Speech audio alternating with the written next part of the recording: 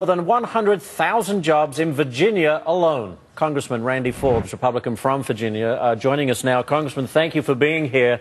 Well, let's look. If nothing is done in Washington, the automatic cuts kick in January, and this is the outcome that's being predicted. You know, thousands and thousands and thousands of jobs being missed and lost. But the reality is, we have to make spending cuts. Do you agree that we should have at least some cuts in the area of defense? Well, actually, there's no question we should, but we've already taken $487 billion of cuts. This would be another $500 billion of cuts. And when you do those, you always have to look at the economic impact as well as the strategic concerns of making those cuts. From a strategic point of view, it's absolutely catastrophic. That's what the Secretary of Defense has said.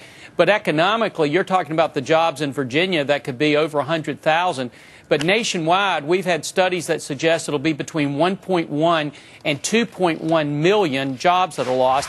And that's on an overlay, as you know, of 41 straight months already of unemployment over 8% interest.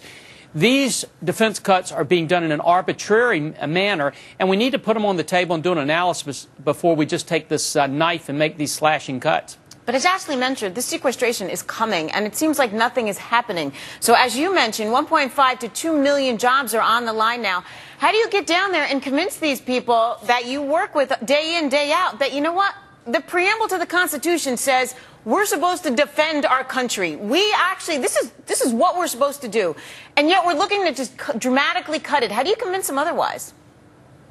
Well, Tracy, first of all, you're absolutely correct. This should be the #1 priority for Congress and for the federal government.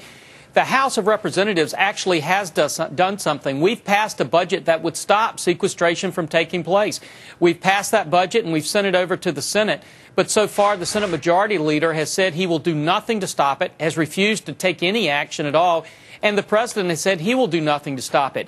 What we're suggesting now is if our proposal is not the best one, if the law that the House passed is not perfect, let the Senate take some action, but we can't afford to wait until December, the end of December, and watch this go over the cliff with all these jobs that are at stake. So, Congressman, what kind of cuts are acceptable? We are pulling back in Afghanistan and Iraq. Democrats, of course, will say somewhat sarcastically that this proves that government spending does create jobs.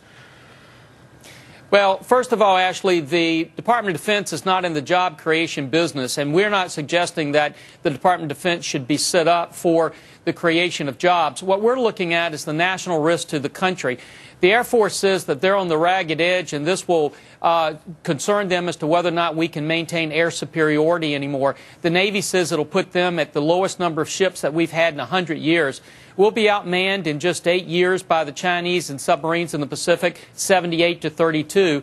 And we're talking about giving 150 to 200,000 pink slips to active duty men and women in uniform. That's like getting rid of the entire Marine Corps in one fell swoop. That's just a bridge too far, and Republicans and Democrats alike ought to be able to be committed to changing that. All right. Well, that puts it on the line very clearly. Representative Randy Forbes, thank you so much for joining us. We appreciate it. Thank you, Ashley. Thank you. It's a tough one. It is a tough